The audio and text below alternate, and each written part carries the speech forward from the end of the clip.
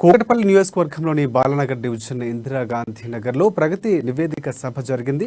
ఈ కార్యక్రమానికి ముఖ్య అతిథిగా ఎమ్మెల్యే మాధవరం కృష్ణరావు, స్థానిక కార్పొరేటర్ ఆవుల రవీందర్ రెడ్డి, నియోజకవర్గ కార్పొరేటర్లు హాజరయ్యారు. 60 ఏళ్లుగా నివాసం ఉంటున్న ఇందిరానగర్ ప్రజలు కష్టాలను బీజేపీ, కాంగ్రెస్ పార్టీలు పట్టించుకోలేదని ఆరోపించారు. కాంగ్రెస్ నుండి సర్వే సత్యనారాయణ, బీజేపీ నుంచి బండారు దత్తాత్రేయ కేంద్ర మంత్రులుగా పనిచేసిన ఏనాడు ఇందిరానగర్ వైపు కన్నెత్తి కూడా చూడలేదని విమర్శించారు. బీజేపీ కేంద్ర మంత్రిగా ఉన్న కిషన్ రెడ్డి ఇందిరానగర్లో నివాసం ఉంటున్న వారిని ఖాళీ చేయించాలని పోలీసులకు లేఖ రాశారని వివరించారు.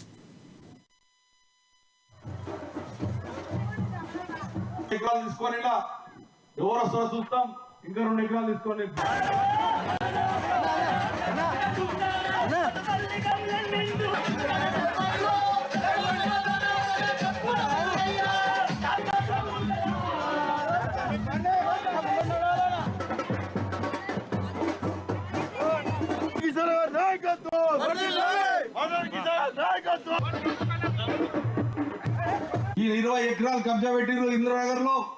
మా ఇడిపై ల్యాండ్ కబ్జా పెట్టి అమ్ముకుంటున్నారు. కబ్జా మాది, మా మొత్తం ఇల్లు కాల్ చేపించి మాకు హ్యాండ్ ఓవర్ చేయమని అంటున్నారు.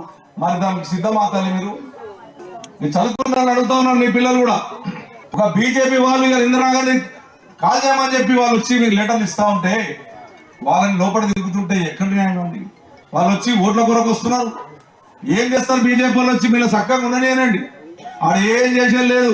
మాధవానికి ఇస్తారా చూపెడతారు తప్ప వాడు చేసేది ఏం లేదు. మా బిడ్డల్ని అవి ఉన్న ఇల్లుని ఇక్కడ కట్టించే బాధ్యత తీసుకుంటాం.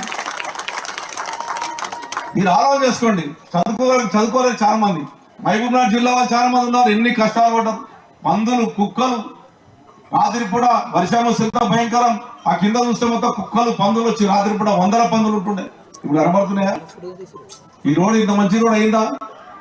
ఇప్పుడు మళ్ళా గల్లీ రోడ్డు శాంక్షన్ చేసినాయి. వాళ్ళ రేపటి నుంచే రోడ్లు ఏమని చెప్పారు. ఇలా పారాత చేసాం, ఎక్కడెక్కడ క్లియర్ చేసుకుర్రు. ఇవాళనే 2.5 కోట్లు శాంక్షన్ చేశాం. అంతకుముందు 1,50,00,000 శాంక్షన్ చేశాం. వాటర్కి 3 కోట్లు శాంక్షన్ చేశాం. డ్రైనేజ్కి 3 కోట్లు శాంక్షన్ చేశాం.